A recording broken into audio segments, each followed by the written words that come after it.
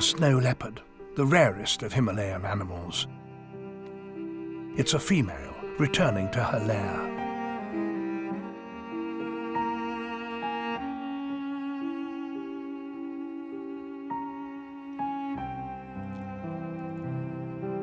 These are the first intimate images of snow leopard ever filmed in the wild.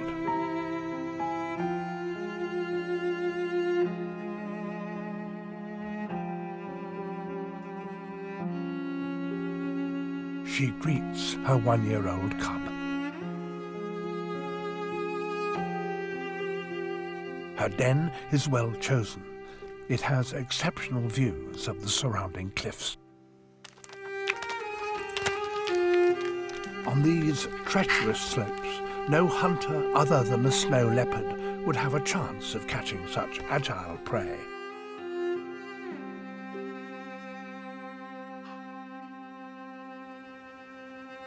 A female with young makes an easier target.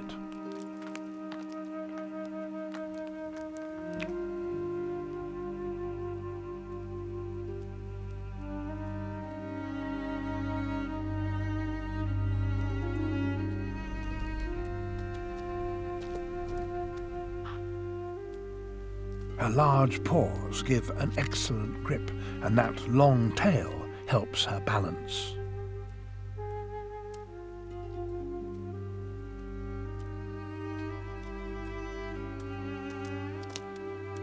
Silently, she positions herself above her prey.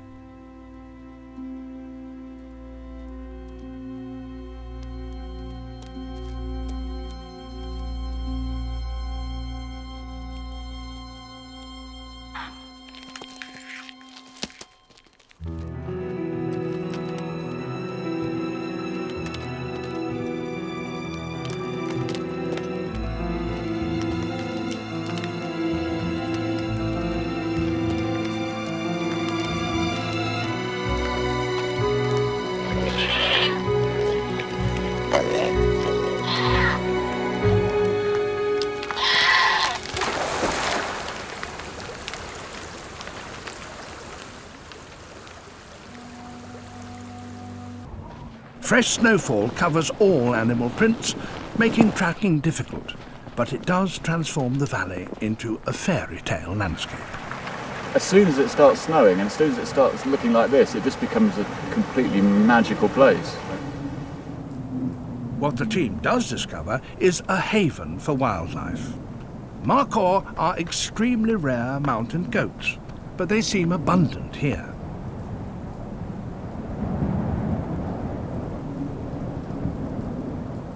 This is an encouraging sign, as Markhor are prime leopard prey.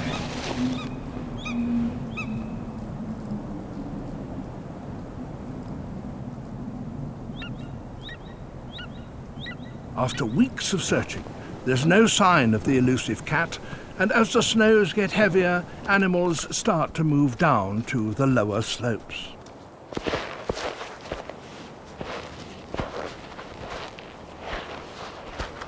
The animals are struggling. We can't get around much. I think it's time to beat a retreat. Get out of here.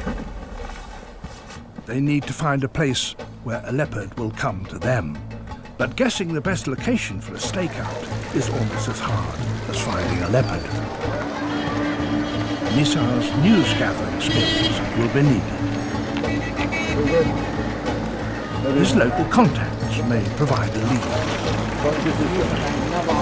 Story is, if you tell the snow leopard that you are king of the jungle, it takes a step back and lets you go through. As usual, plenty of stories, but nothing helpful. Finally, they get a tip-off. A snow leopard has been seen coming close to a nearby village. I just hope it's there when we get there. How fast can this car go? Having spent weeks searching Pakistan's wildest frontiers, could the team really succeed in a place so accessible to humans? Go to the camera, Mark. For once, there is truth in the rumours. The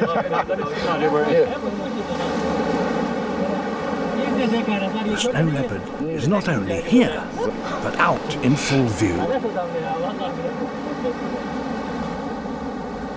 It's just the most fabulous feeling ever. Right in front of us is one of the most elusive creatures in the world looking straight at us right now. Oh, here we go. Hello. For years, scientists and filmmakers have tried to get close to the snow leopard and failed.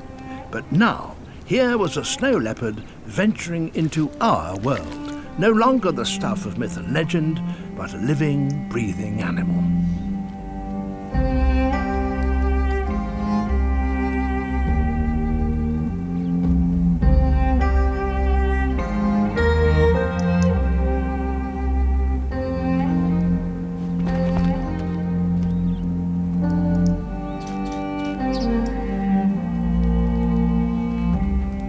Day after day, Mark is able to film this consummate mountaineer, a creature utterly at home on these perilous slopes.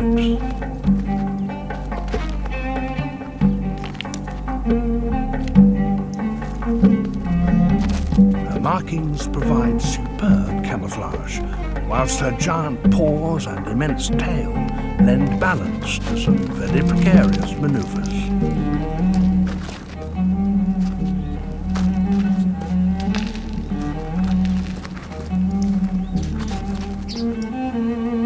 A wild snow leopard, relaxed in the presence of humans, is completely unheard of.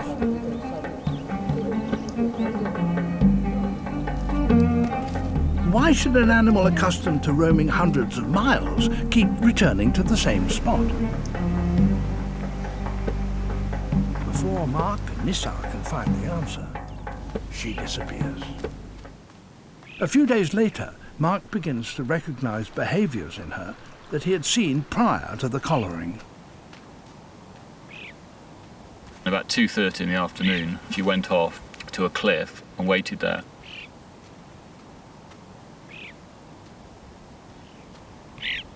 There's no markhor around at all. And then suddenly you could see a few boulders rolling down. And there's one markhor was coming down the cliff.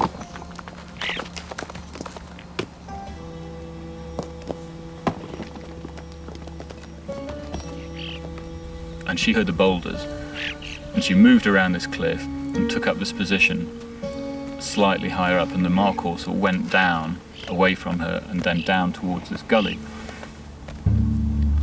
And as she came down the screw slope, she did this rolling thing which she does. She'll roll right over on her back like a domestic cat. When she does this rolling, you know that she's into a serious hunt. We don't quite know why it is. Maybe it's to kind of mask the scent or change the colour.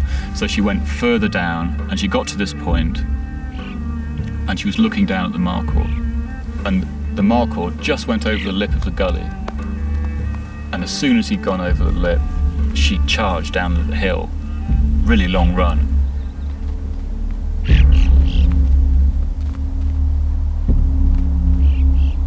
And got to this bush and hid in this bush. I was following her down, and I got to this point, and because of this black and white viewfinder in the camera, I couldn't really see what was going on. And in fact, the markhor was just right in the middle of the frame. I couldn't see it at all. And so I was like, oh, where's she gone, moved the camera, and at that moment, she charging out of the bush and took him out. Jumped right on top of him, and they disappeared down to the bottom of this gully. She had made a successful kill, and so even with this white collar on, you know, she was obviously still able to survive. So that was quite a relief to see she could do that. That was good. For the longest time, I was really upset. You know, I just couldn't see the justification of all of this. But now, having seen her hunt with a collar on, it's almost like she's happy. She seems okay, and it almost seems worthwhile. The successful hunt is a turning point for Mark and Nissa. It becomes clear their photographic record will be more important than they had ever imagined. The researchers will be able to use these images alongside the data from the collar They're far more informative together than either is alone.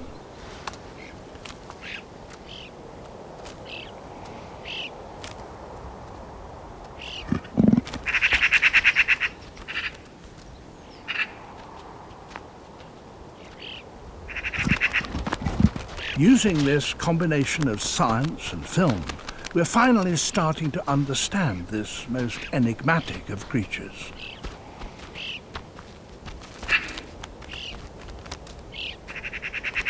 A window on the life of the snow leopard has finally been opened.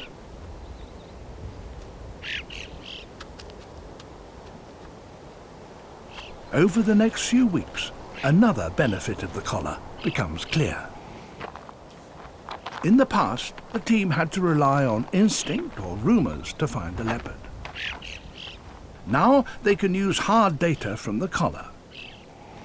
For the first time, the team can actually follow her.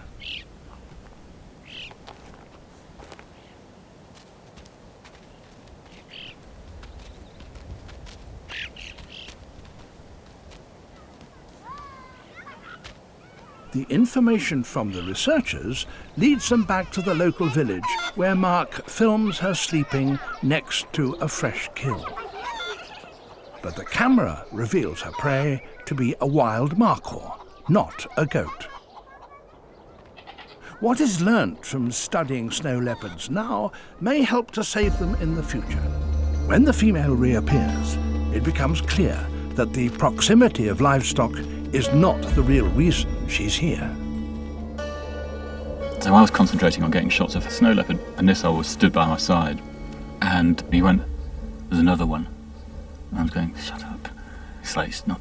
And he said, "There's another snow leopard." I was going, "What?" And he'd seen this snow leopard moving inside the cave. And then suddenly, from that hole, pops out this face. And you could see it was a juvenile. It just had this lost look about it. And I was in fits. I mean, I was like jumping up and down, and Mark was going, oh my God, let me frame her, let me frame her.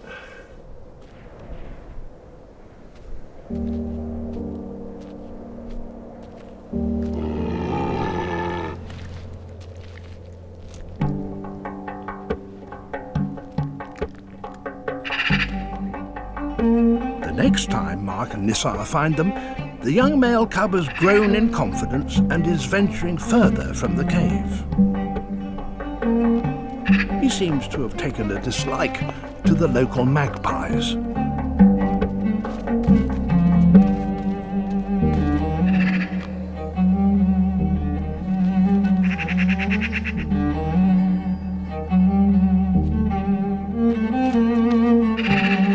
He was learning. Everything he was doing, he was mimicking the mother. She doesn't like magpies either, but he was looking at them as playful things.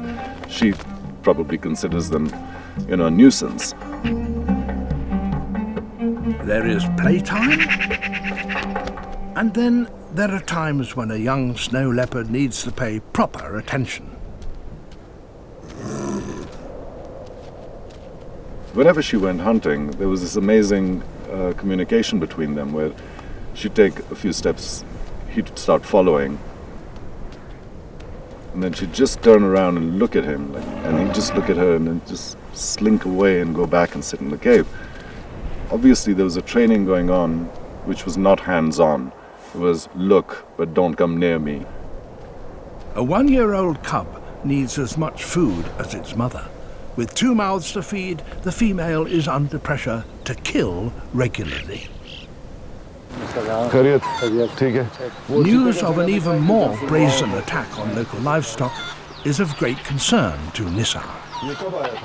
This is the lady.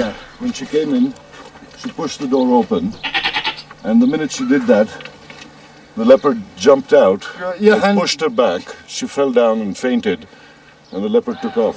This one's actually been eaten from the back. It's pretty gory right now. Nissar knows a killing spree so close to where the mother is hunting is dangerous. She'll be blamed even if she's not the culprit. I've asked him that if he goes up again with his livestock and the leopard comes back, what is he going to do? And he's he's saying that I'll just have to shoot it.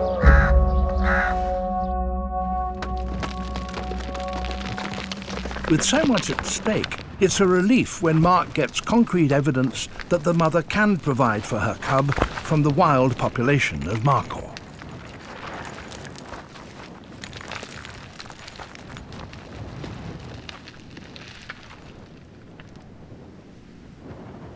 Her prey weighs as much as she does, and dragging it up a slope as steep as this must take enormous effort.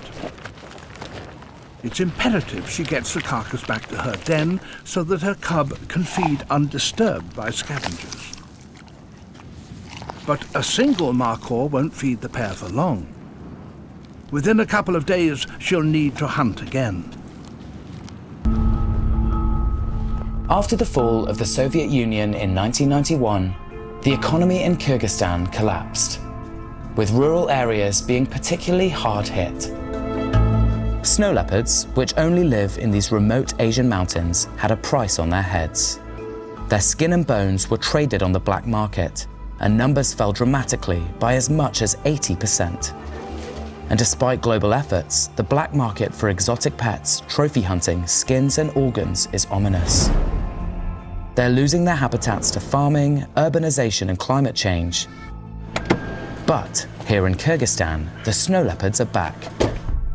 And this isolated country now has the highest density of snow leopards anywhere in the world. And I'm intrigued to find out why they're doing so well. Dr. Kustub Sharma has brought me just 25 minutes outside of the capital, to the foothills of the huge Tian Shan mountain range. What's special about this place that you've taken us? Not so long ago, we were able to detect a good population, a healthy population of snow leopards in these mountains. People have always known there are snow leopards here, but it was only 3 years ago that we started to, for the first time, photograph them using camera traps. That's what makes these mountains special. These snow leopards, they oversee the city of Bishkek, and Bishkek lives in the shadow of the snow leopards that inhabit these mountains here.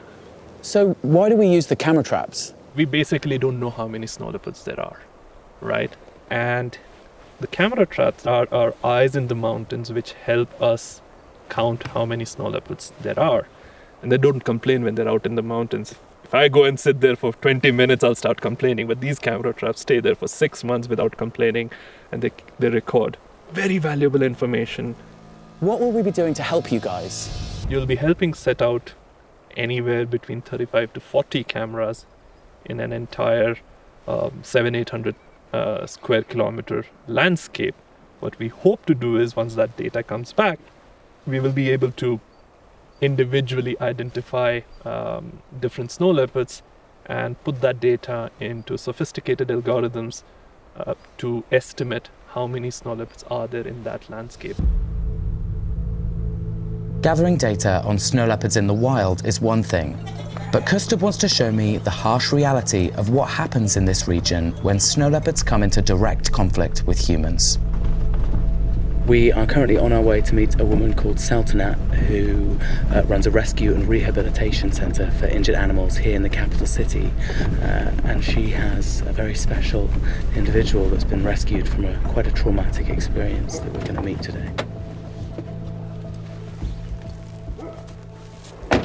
Hello. Hi. My name is Saltanat. Nice to meet you, Saltanat. I'm Dan. Welcome. Thank you. Oh, hello. Look at this guy. You are very sweet, aren't you? Oh, wow. He doesn't see. Stunning. Could you tell me his story? Его история. В январе пришла информация, что в Таласе, недалеко от города Талас, был обнаружен снежный барс на дереве. И когда прислали видео, то есть там сразу я видела, что животное было дезориентировано. То есть на тот момент я не предполагала, что в него стреляли, Я думала, может быть, был сильный удар по голове, или он находится и не знает, куда идти. То есть она вот так вот просто крутилась. И потом, когда его на следующий день привезли в ветеринарную клинику, я присутствовала на операции, и тогда уже выяснилось, что в него стреляли, что это были дроби. И после, когда мы уже пригласили специалистов-офтальмологов, тогда было уже ему не поможет. Он останется слепым навсегда. It's a very sad story. Yeah, it's very sad. What Sultanat thinks is that he was probably kept illegally as a cub, maybe found, picked up, and then one day escaped. Well, the fact that he was potentially an escaped cub meant that he wasn't afraid of people. And he came really close to someone who had a gun, and they were surprised, and they shot him in the face. It was the most painful image I've ever seen. There must have been nothing less than 100 pellets in its head. The pain that the snow leopard must be going through, and the agony that it must be going through, it still sends shivers through your spine. Of course, it's a classic case of exotic pet trade, or the illegal demand for snow leopards and other wild animals as exotic pets, and that's disturbing, truly disturbing. But if it was a wild snow leopard which came into a community and someone got spooked and injured the cat, even then that issue needs to be addressed through education and working with the local communities. Whether this was a wild snow leopard trying to hunt where people now farm, or an escaped captive bred animal for the pet trade, this cat's story is stark evidence of the challenge they're facing and the need to work with the communities who share their lands with snow leopards.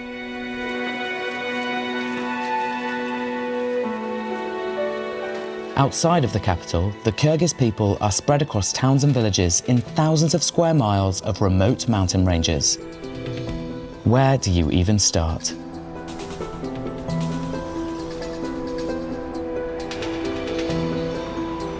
I'm going to the top and managed to arrange a meeting with one of the governors in charge of snow leopard conservation.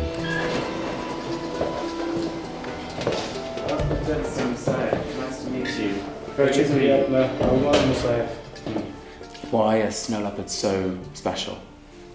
Для кыргызов это испокон веков считался это особый вид. И мы когда разрабатывали программу, видели его на самой верхушке пирамиды. То есть пирамида – это сохранение нашего биоразнообразия.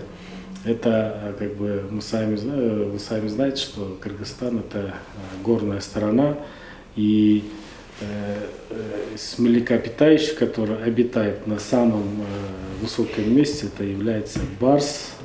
He tells me they work with local people who revere the snow leopard to understand what happens when people and snow leopards share an environment.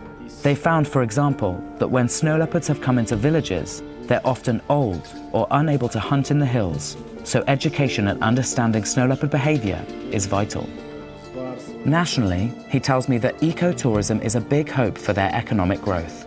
The fines for poaching have increased by 20 times, and they plan to increase the range of their national parks by around 40%. I listened as the governor explained that the Bishkek Declaration was signed by the 12 countries where snow leopards live and sets out their joint aims to protect them and their habitats. Thank you so much for your time. Спасибо большое за ваше время. It's really nice to meet you. Hearing the governor talk about how they're working both locally and globally to protect their snow leopards is so reassuring, and it's clearly working. But policies alone don't save species. I need to see what this means on the ground. We're in Bishkek, and we're just about to meet Kuban Zhumabay-Ulu, who is the director and founder of the Snow Leopard Foundation here in Kyrgyzstan. Him and I have been speaking kind of on and off for about a year and a half now, about getting out here and doing an expedition together to set camera traps and hopefully see a snow leopard in the wild.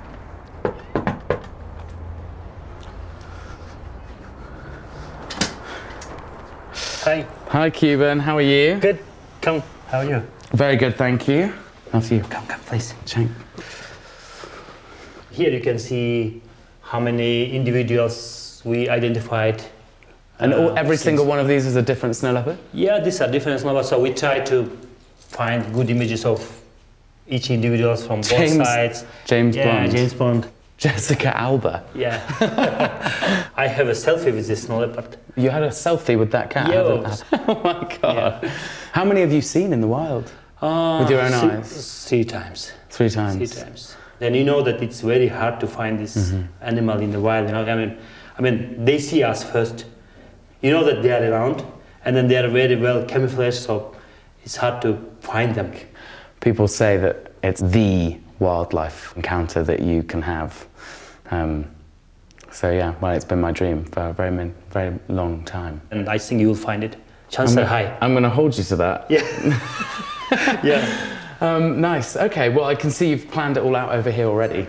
Yeah, so I was working on these locations where we set up camera traps, and then I want to show this map to the rangers. And some cameras, you know, when setting up, you have to change the angle because animals come, but you can't get exact spots, you know, which are important for identification of individuals. So every coat is like a fingerprint, effectively? Yeah, it's like that, yeah. So they have unique patterns on the fur, and then this helps us, you know, to identify.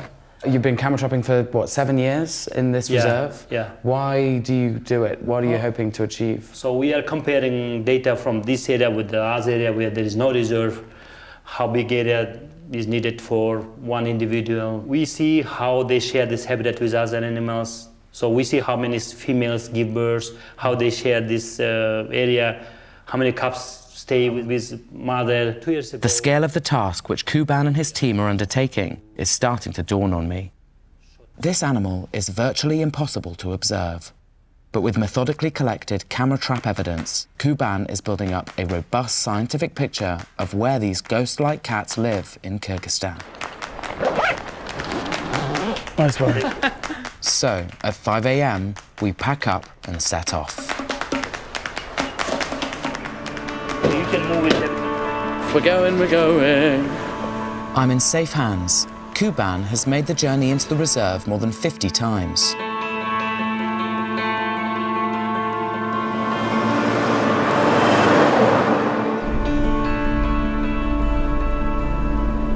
As we leave the city, I feel proud and excited to be a small part of something much larger than my own goal of seeing a snow leopard. But I wonder what chance I have. Even Kuban, who's dedicated 7 years of his life to seeing these animals, has only seen them 3 times. That's weird, isn't it? I wanted to see a snow leopard for years. Probably ever since I was a little kid and I first saw one, I thought it was a picture of something that wasn't real, a made-up animal. And as you kind of dream of becoming a wildlife filmmaker and a biologist, the snow leopard's pretty much the one animal that you really never think you're going to be able to see, because who really gets to go into those mountains?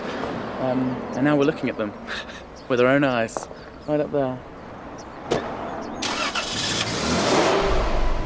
The foothills of the colossal Tian Shan mountain range finally show themselves, and we begin our climb into this remote landscape.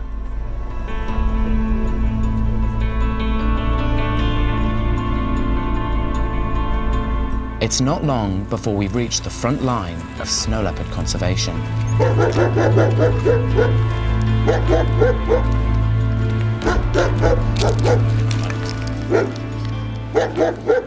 We're in a wildlife checkpost, so people coming out of the reserve, they drive through here and they have to stop, and then these guys search all the vans and the cars for wildlife parts. She's really active. Hello!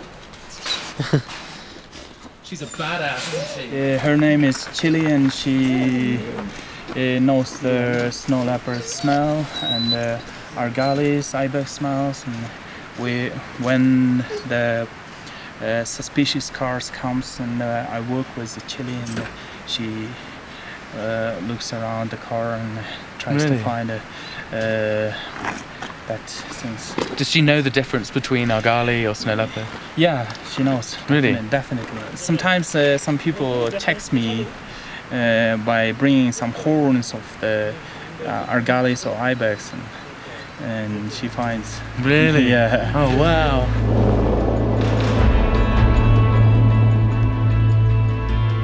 Snow leopards share these huge ranges with remote villagers and herders. So global or national conservation means nothing if the local people aren't on board. Snow leopards have been known to kill sheep and goats belonging to these people, yet Kuban is a welcome face in this isolated village. He takes me to meet the people, to see how a local scheme, which the Snow Leopard Foundation have come up with, works. Welcoming you to this place. Thank you very much. Thank you for welcoming us into your home. So, what's this meeting about today? Together with the community, we made a local protected area which borders with the Sarchat Heritage Reserve.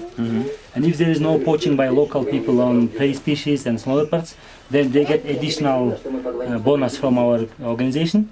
So there was no poaching on snow leopards, no poaching on wild prey. So I want to pass this money now to our local leader, Chopon. And she's going to vereyim onu tanısanız 100 get for.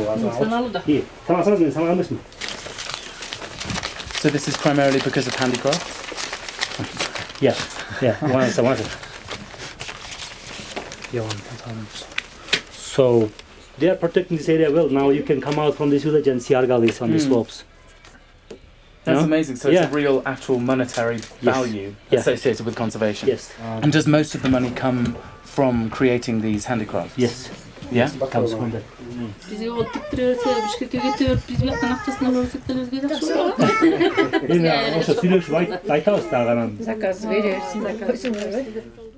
And it's just struck me how amazing this is, because it's a resource they wouldn't otherwise be using. It's hard wool they don't usually use, and they're turning that non-usable resource into something to create handicrafts that then the Snow Leopard Trust are selling all around the world, giving them direct income.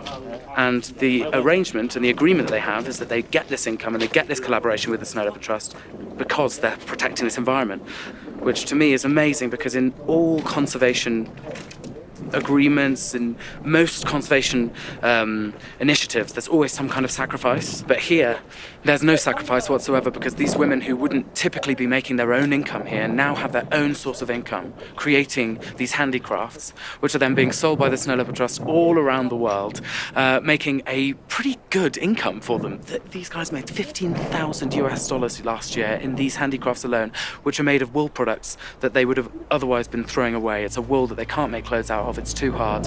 And so, yeah, I think it's an incredible initiative. Can't believe it.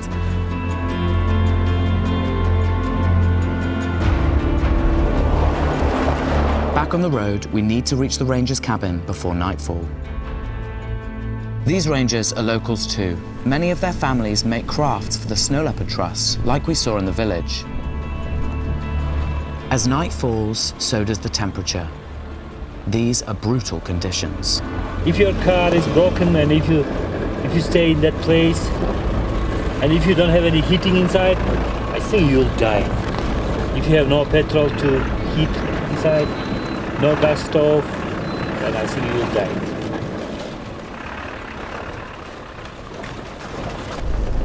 Just crossed a river, a frozen river, in a very heavy jeep.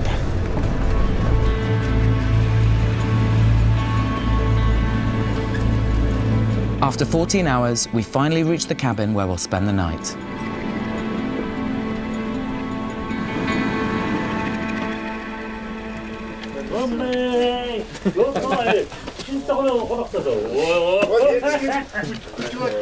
Welcome to Hotel California.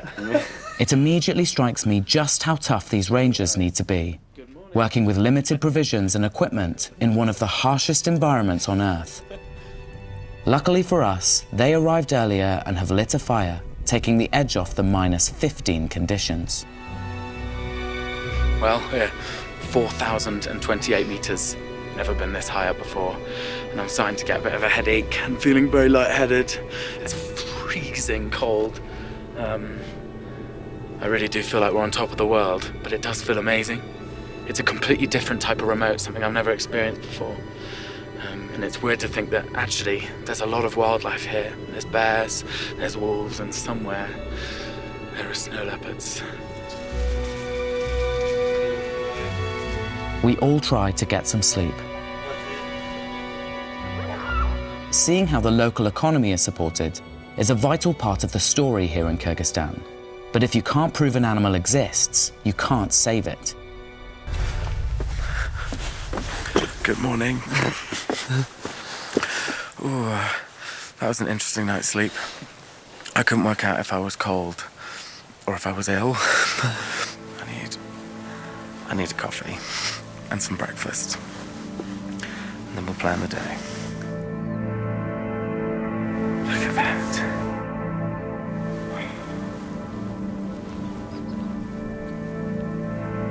Such a stark habitat to live in. It's like they're living on the side of Everest. The team make plans for the expedition, and I'm introduced to the rangers, many of whom have spent their lives in these mountains, and for them, being in the reserve is just another day at the office. So can we call Dan? Dan. Dan. Please. Sultan, his name is Sultanbek. Sultanbek. Jockey. Jockey. Nice to meet you. Elmir. Elmir. Nice to meet you. Ishka.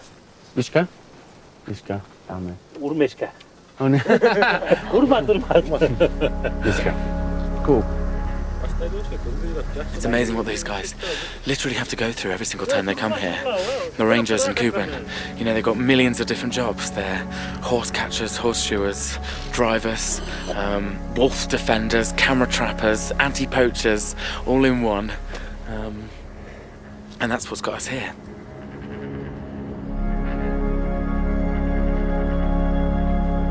Everything looks like a snow leopard. Trying to spot snow leopards against this backdrop is way more challenging than I could ever have imagined. It takes skill, patience, and dedication, and even then, the perfectly camouflaged cats often elude the team. Do you have any specific techniques you use, Kuban? Yeah. What do you... Yeah, so first we scan this kind of ridges. Start with main, go, scan. And if you don't find, you just go to smaller ridges. Okay. So right now, looking at this mountain here, do you think there's a snow leopard on it? There is, yeah, well, definitely somewhere around here. Because it's a huge area. So it is literally playing Where's Wally? Except Wally is so much easier to find. These mountains might look empty, but are home to a wonderfully diverse range of species, including snow leopard prey like these argali. Some of these creatures are targeted by trophy hunters who will pay as much as $50,000 for a chance to shoot an argali or an ibex. Trophy hunting is banned within the Sarichat Reserve, helping to safeguard available food for snow leopards and preserve biodiversity. But rangers are always on their guard. Check out this. This is the remains of a very big ibex. This is probably killed by a snow leopard. It's pretty fresh because you can really smell it. Oh God. Oh.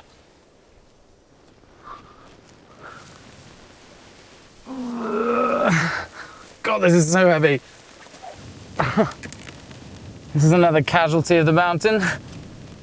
This is a male argali, but I can't believe they can carry that much weight. This was again probably killed by a snow leopard, but even something this big is way bigger, way stronger than a snow leopard. But they just have this amazing ability and skill and dexterity when they're hunting. Look at that.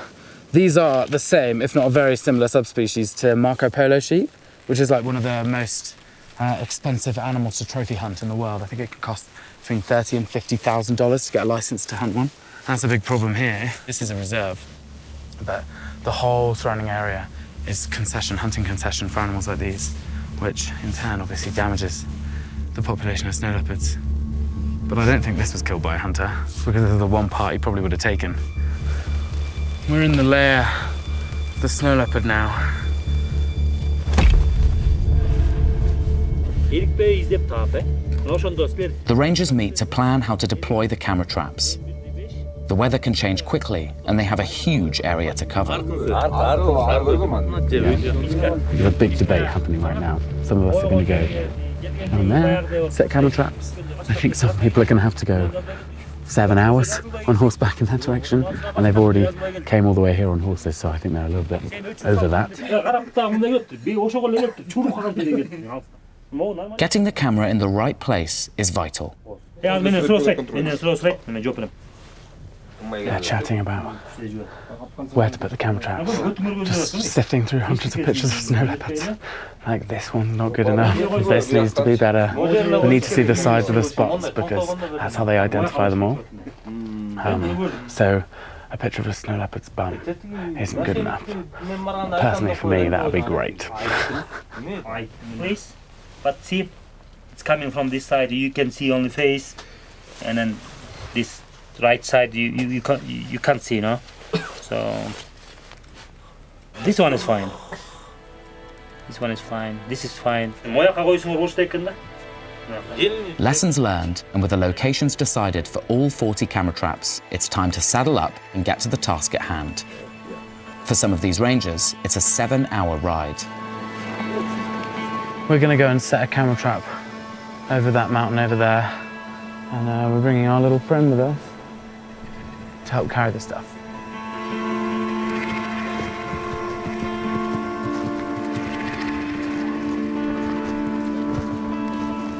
So up here there's like a darker ridge bit, and underneath it there's a massive fallen rock, and Kuben's told us that that rock is a very commonly visited place for one of the snow leopards here, as he's marking his territory as he goes down the trails. And that is apparently a perfect place to set a camera trap. And I'm a bit intrigued to know what it smells like, but more than that, to be exactly where a wild snow leopard has just been. Working at an altitude of over 4,000 meters is taking its toll. It's just a small hill. Bloody hell. You set the camera trap on that? Yeah. So snow leopard came here. This feels very used, this area here. Yeah. Like something's laying down. They come and they have rest, you know. I mean, these snow leopards like to sleep in the place like this, you know. You know, they like this kind of hanging rocks, you know. Mm-hmm. So snow leopard comes like this, yeah, and then they do like this, you know. Or then you can do this, and I will change the angle of camera. Yeah. Yeah. Shall I go? Yeah. No, just stay there and look at this. Hey, wait. Camera traps are motion activated. When something moves in front of the lens, the camera records a video. No. No light. No. No. No. Yeah. Light. They will It was a bit better actually, just if you push it down. Yeah. Look. Yeah. Just removing all of the plants from the direct view of the camera trap, because if they set them off, there's just going to be thousands and thousands of pictures of these weeds. And it's going to waste all of the power and all of the space on the memory card. It's weird to think that where I'm standing right now, there's going to be a bunch of pictures of me creeping. And then maybe even a few days, few weeks, there'll be a snow leopard following in my footsteps.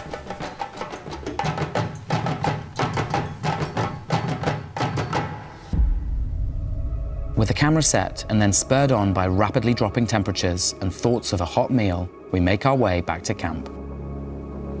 We have been scouring the tops of these cliffs, these ridges, for quite a long time now, about 4 hours, and nothing yet. I'm still in good spirits. This is day one.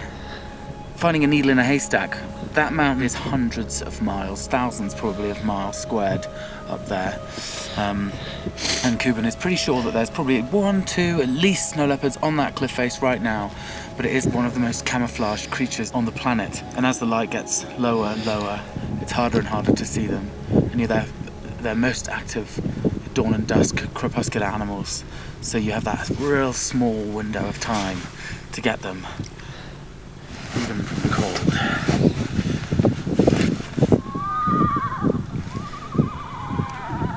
You alright, mate? I don't know how these horses do it. Completely naked. Look at him running over there.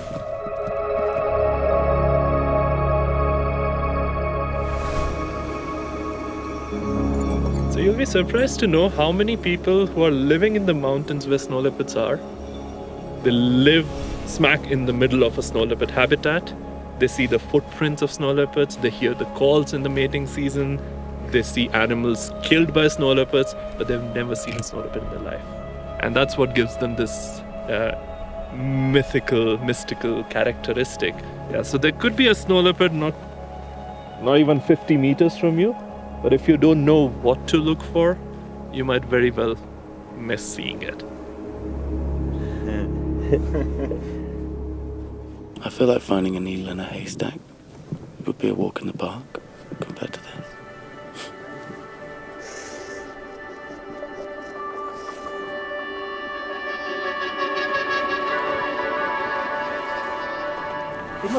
Maybe snow leopard. No, snow leopard. What is that? It's something. What is that? It's kind of strange. I can't tell what it is. If it's a snow leopard, Bashman saw him. Yes. I don't know what it is. I think it is a snow leopard though.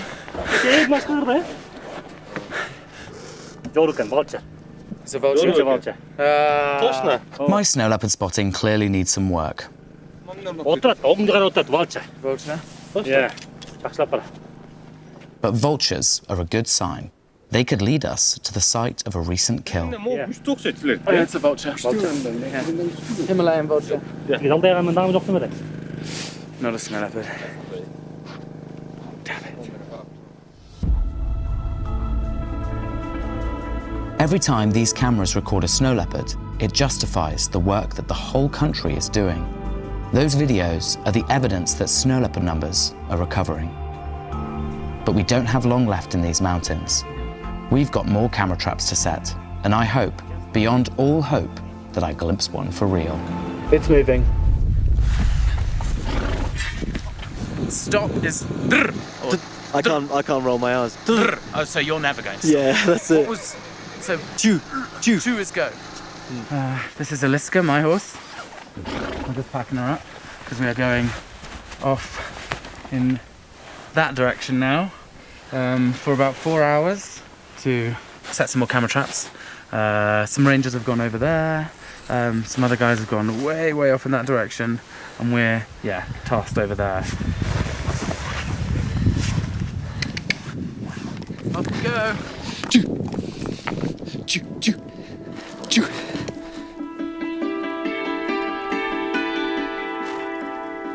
It's funny because if Sultan doesn't hold on to this girl here, apparently she will just bolt as far as the eye can see into the distance. Our route takes us in some pretty rough terrain. Hey, chasse. We're relying on these semi-wild horses to do it, hardly reassuring when the nearest hospital is 2 days' drive away. Yeah, good. Weather's changed. We've got our first snow in the mountains. Have you seen up there? It looks like a prime snow leopard cave. And I bet there's like 40, 50 snow leopards in there. That's where they go for tea. That is probably the most beautiful view I've ever seen in my life. Stunning, isn't it?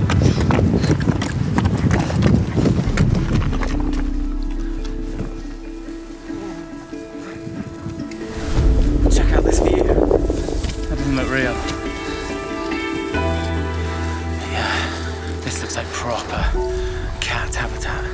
These little trails along these straight cliff edges. And this plain here is the perfect ground for their prey, the argali, the ibex, to come up into their lair.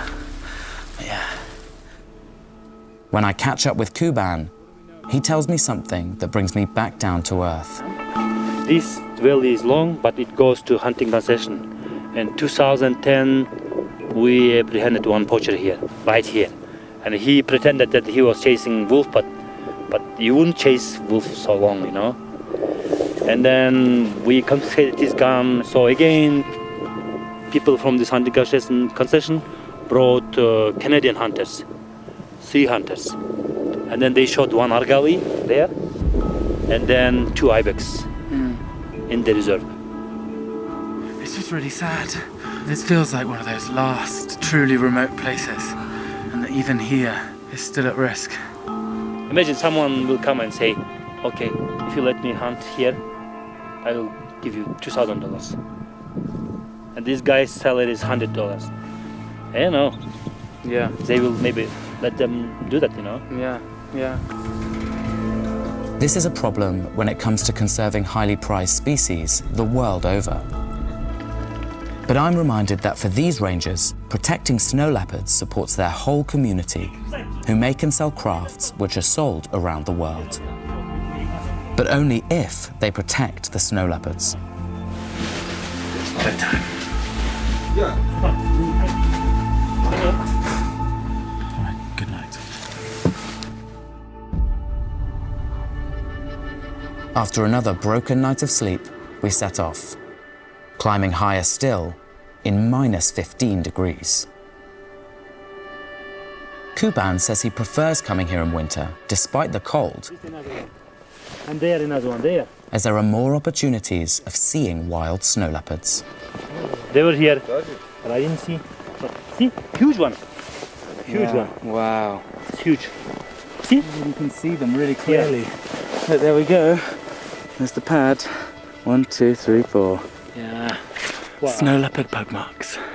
3 snow Oh, when it leopards. snowed. This one is scrape marking, and then there is another scrape here. Yeah.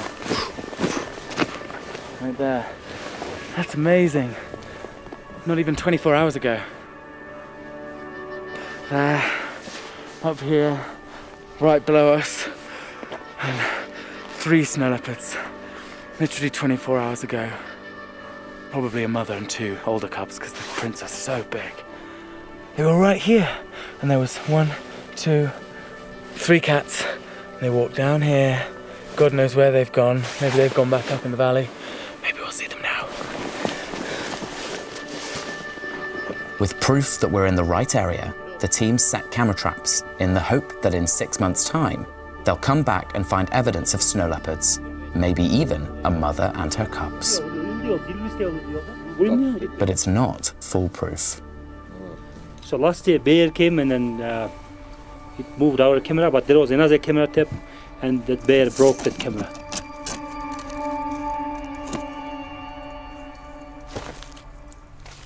By setting multiple traps, the team covers their bases.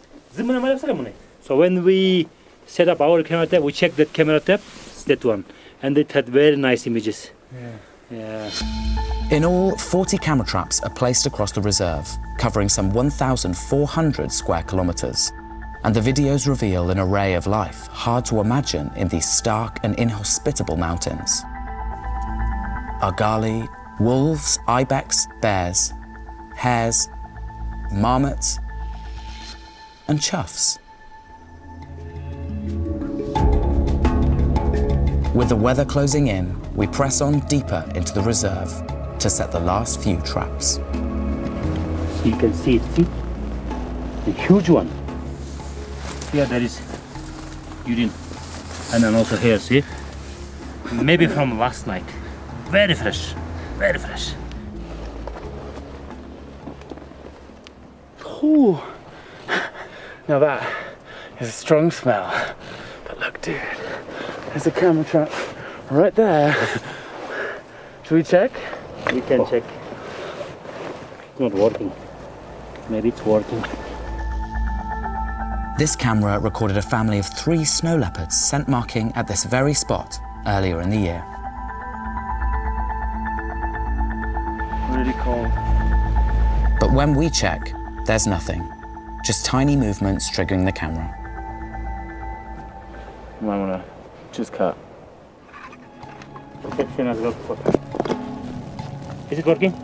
No? We set the trap in a new position near the spray marks, which the team will get in a few months' time. Ah, it's working. It's working. Snow leopards have been here, but it's getting very snowy now. It's harder to see at the top of the ridges, harder to see. But I don't know, there's something in the air. I feel lucky today. Let's go.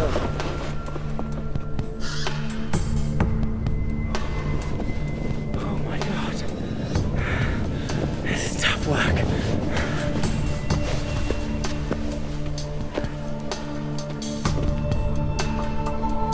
Years of practice and wildlife tracking skills guide Kuban into a promising spot.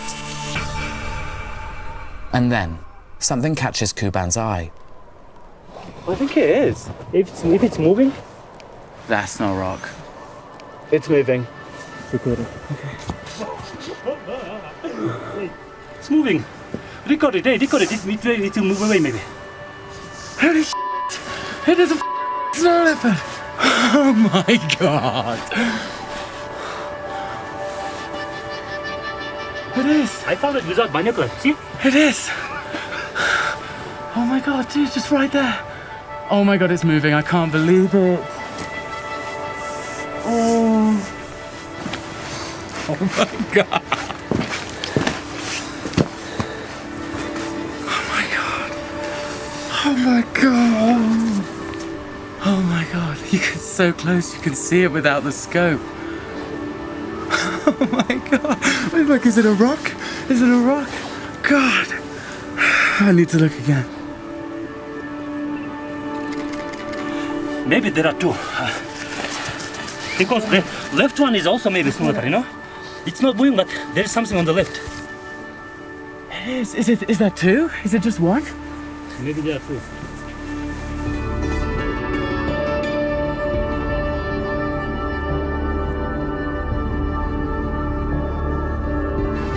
There's absolutely no denying now. He's just sat up, he's looking right at us, he's moving his head around. That is a cat. That is a very big, snowy cat. Oh my God.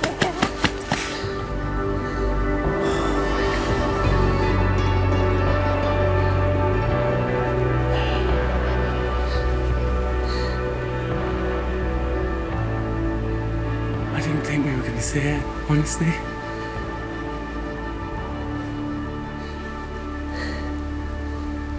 Oh, I can't believe it. The feeling of...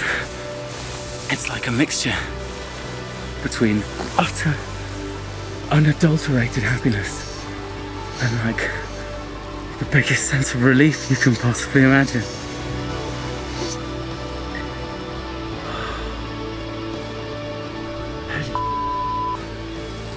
We're looking at a snow leopard. Oh my God, look at it. 100%. Yeah, it's an absolute snow leopard. See? That's the face of a snow leopard. Yeah. Yes. What number snow leopard is this for you? Number 4, I mean 4. That's the 4th snow leopard you've ever seen. How long Yeah. have you been working here? 50, 60 times. I don't count now, you know? Oh my God. Look, it's gone. See, now it's gone, you know? We came in time. You know? Right time, right place. Right place, right time. Just can't believe it. Yeah, we found it, yeah. This is clearly an incredibly special place, Sarichat. And it makes total sense that this is probably the place with the highest density of snow leopards on the planet. We know that the number of snow leopards has increased since we started working in this area. And I believe that we did something, you know, in this, you know. There are other organizations and then life has changed, the economy has changed, but I know that we also did something here, you know. I can say that I'm proud of this. It's hard to think about it, you know, that someone will come here and damage this place, you know. We should keep it. We don't have these kind of places in the world. Yeah, we should keep it.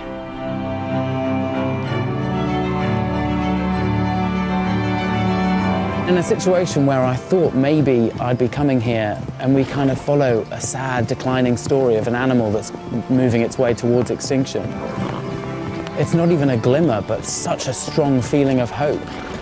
That because these people are working together in those 4 pillars that Kostub talks about, the community-based conservation, the research, policy and education, all working together, that's how you keep an animal like this alive. That's how you keep snow leopards living in these mountain habitats, and that's how you get things like seeing 2 snow leopards in one day. And it gets me excited for the future, that models like this might work for not just these animals, but for countless other endangered species.